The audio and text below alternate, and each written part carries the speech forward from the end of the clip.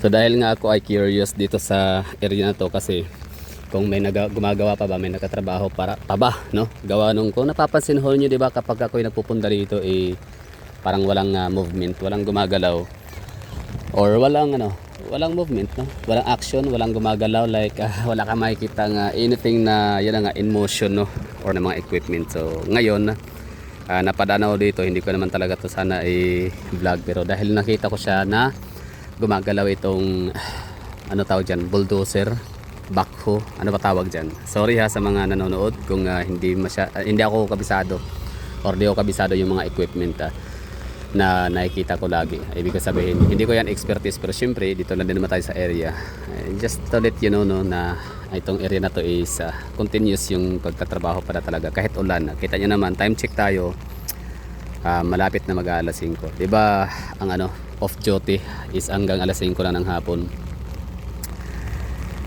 Pero yan, andyan pa rin sila sa trabaho, naghuhukay or basta may ginagawa siya. So yung heavy equipment natin ay nagtatrabaho. So ibig sabihin continuous ang trabaho dito. So walang pinding, walang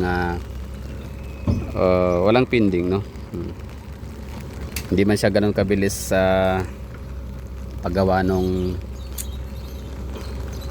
Bukana River sa may Davao River natin, na talagang non-stop, no, kahit Sunday gumagawa sila. So dito may times na pag napadanaw dito sa area ay siya, walang ganap pa. So ngayon nakita ko na sa aking naked eye na mayroon pala talagang trabaho pa rin, still moving, still in motion. Nagkahakot, naghuhukay, bulldozer, backhoe, no, tama ba? Ade, wala na kayo dyan. O nga pala, sa nagsasabi na sino yan, si Kadlawon, shout out sa'yo, no? Sabi mo kasi na open yung bakante yung comment section, so tanggalin ko na lang, parang ganon. Yan ba yung tinutukoy mo? Siguro hindi ko siya gagawin na i-turn off yung comment section. Kung yun ay yung tinutukoy, ha, shout out sa'yo.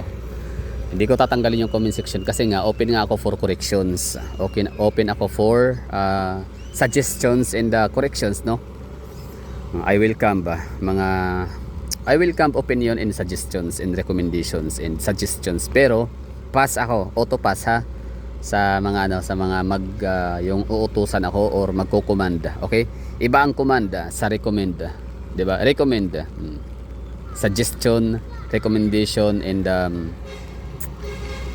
corrections, no, ay napakalayo ng kanyang kaibahan sa mandate, no, or 'di ba, mandatory. Anyway, so ayokong mandahan. So pasensya na. Yan lang, bali tayo, no, bali nasingit ko pa 'yon, no. Shout out kay Kadlawon. So okay lang, bay, ganun talaga, no. Lahat tayo may kanya-kanyang karakter. So ito yung kulay itim na putik, 'di ba, tawag diyan burak, na medyo tuyo na siya, kaya ganyan yung hitsura. Pero kapag nasa tubig yan, burak tawag diyan, parang putik galing sa kanal. So continuous pa rin. Excited na tayo, 'di ba? Na inaabangan talaga natin itong mga construction development natin dito sa Davao, kasi gusto na nating ma-experience na bumiyahe ulit, no, na diretso from Barangay Bago Aplaya papunta dito sa May Rojas segment. Actually tuloy-tuloy na to hanggang Magsaysay Park, I mean sa may Santa Ana Wharf segment or segment C. Kasi tuloy lang naman talaga yung sa Bukana River lang naman talaga yung natin, yung pinaka inaantay natin na matapos. So the moment na okay na yon, dire-diretso na to hanggang Santa Ana Wharf, 'di ba? Segment B, I mean segment A okay na, segment B and segment C is lang yan, mga short distance lang ho yan ang natin dito sa coastal road segment. So dali lang yun. Actually may tuloy na sana yung sa Maya Santa Ana Wharf segment, na lang, approach na lang, no, yung landing area na lang yung inaantay natin. Yung approach dun sa Maya Isla Verde okay na, tapos na. So ayan, no, bali ayan, kwentuhan lang, chismisan sa mga dito, mga standby na mga personnel, like mga parang standby, no, Maaaring in charge sila dito para mag ano, masid, no. Sila yung in charge siguro, baka may maganap, no, na nakawan ng mga kable gaya nito, yan, no. Pwede yan lagarihin tapos itapon, ibenta, di ba, sa bakalan. So yung chismisan doon, yun na nga, ay bahay nga talaga yung ano dito, pinaka hindrance, no, pinaka nagpapabagal sa trabaho. Like hindi talaga sila makapag full blast ng construction kasi nga present pa tong mga bahay na hindi pa na demolish, which is okay lang naman daw pala talaga na magpa-demolish, o willing naman sila kasi nga kinakailangan kumbaga kasama talaga siya ng ano, ng national government projects, no, build. Pero yun nga lang din sa kumbaga dapat ay fair play, parang ganun ba, parang fair and square, or kumbaga parang yung kanang hinihingi din yung babayaran, ganun, kumbaga parang total, no, ng pwede nilang bayaran ay ibigay. So ang sabi accordingly is yun nga, parang medyo may mga hindi pagkakaunawaan, parang gano'n, no. So may mga yung in short say, ang discussion hanggang ngayon na andyan pa rin, no, hindi pa rin natatapos. Okay, lang, excited lang kasi tayo dito na matapos to para dire-diretso na hanggang ano, no, ang ano natin, yung ating biyahe, di ba, from Bago papuntang dito downtown area.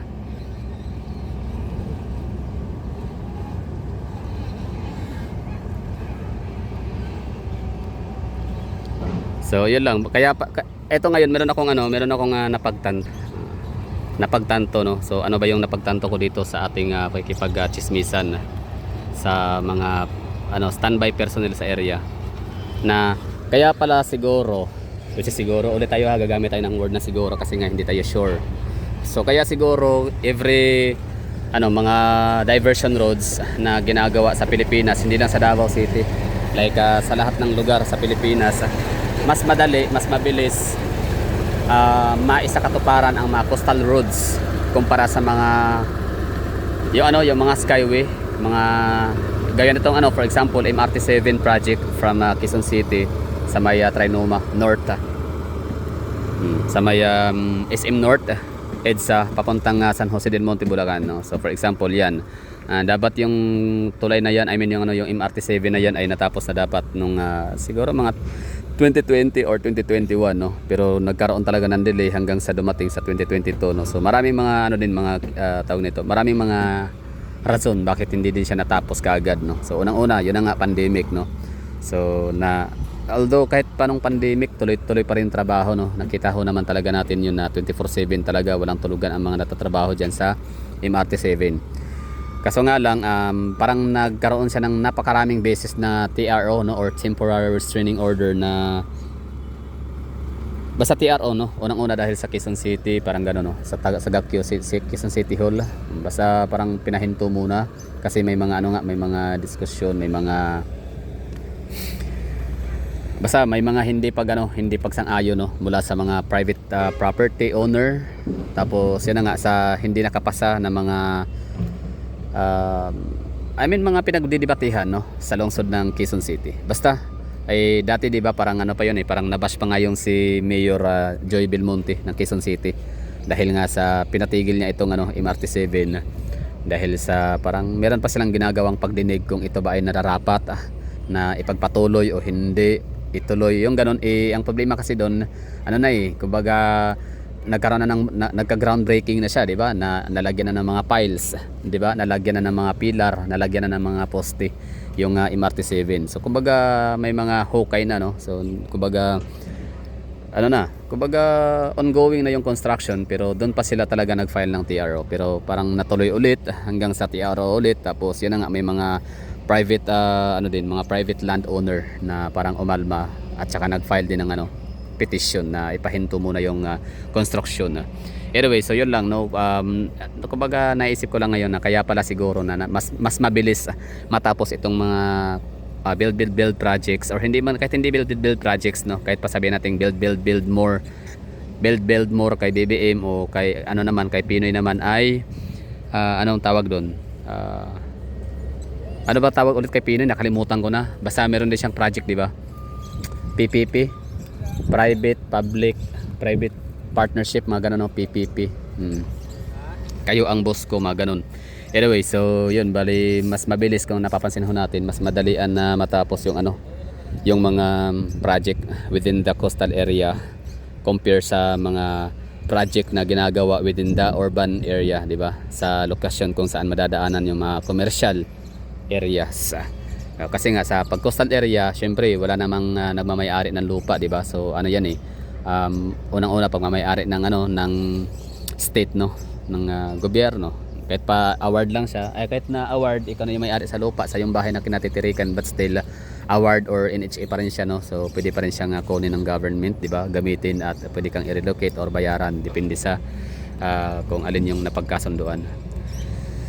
So yun, kaya pala na mabilis ang mga coastal na ma-develop matapos compare sa mga development na dumadaan or dinadaan sa may proper area, downtown area or commercial area, which is yan nga madadaanan yung mga businesses. Maaaring matigil yung trabaho, matigil yung mga business transactions, matigil yung kanilang mga negosyo mga business operations, kasi nga mayroong ginagawang tuloy. So grant for ano siya, mga petitions, no. So pwede magkasundo yung mga business owners, yung mga private land owners na magpetition, file for TRO, ganun.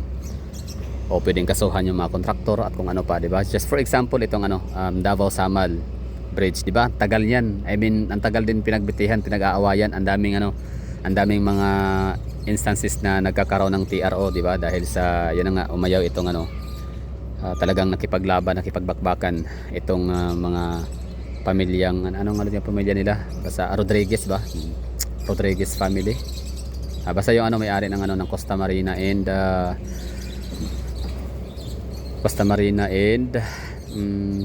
Paradise Beach Resort sa May Samal.